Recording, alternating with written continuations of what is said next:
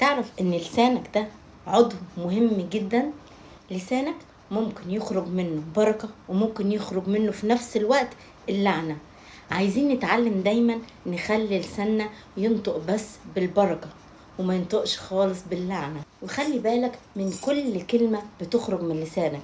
في كلمات ممكن تخرج من لسانك تجرح بيها غيرك من غير ما تحس وتقول، او ممكن كمان في كلمات بتخرج على صورة هزار وتفتكر ان الكلام ده مش هيأثر في اللي قدامك.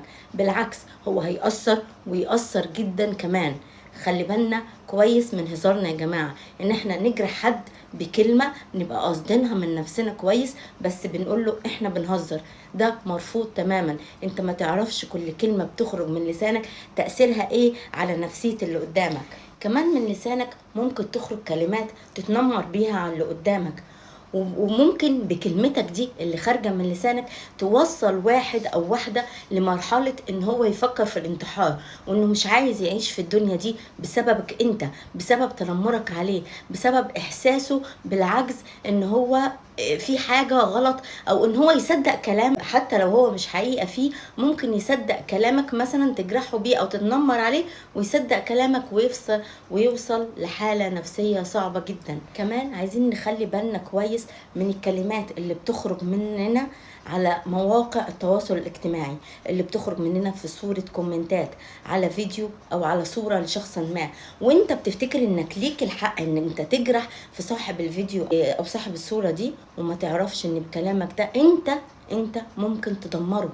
كمان بلسانك اللي هو العضو الصغير ده ممكن تكذب، ممكن تشتم، ممكن تحلف. خطايا كتيرة ممكن تطلع من لساننا. نحاول دايما نبقى حاسبين كل كلمة تخرج من لساننا، ونفتكر الآية اللي بتقول ليس ما يدخل الفم ينجس الإنسان، بل كل ما يخرج من الفم هذا ينجس الإنسان. فاللسان نار عالم الاسم، هكذا جعل في أعضائنا اللسان الذي ينجس الجسم كله.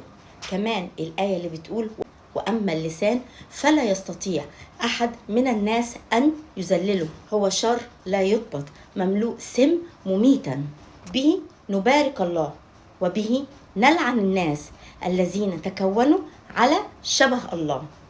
عايزين كلنا نتحكم في لساننا، في العضو الصغير ده اللي ربنا اداهولنا. يا ترى ربنا اداهولنا ليه؟ اداهولنا عشان نسبحه بيه، عشان نصلي بيه، عشان نباركه بيه، مش علشان نلعن ونكذب ونحلف ونشتم.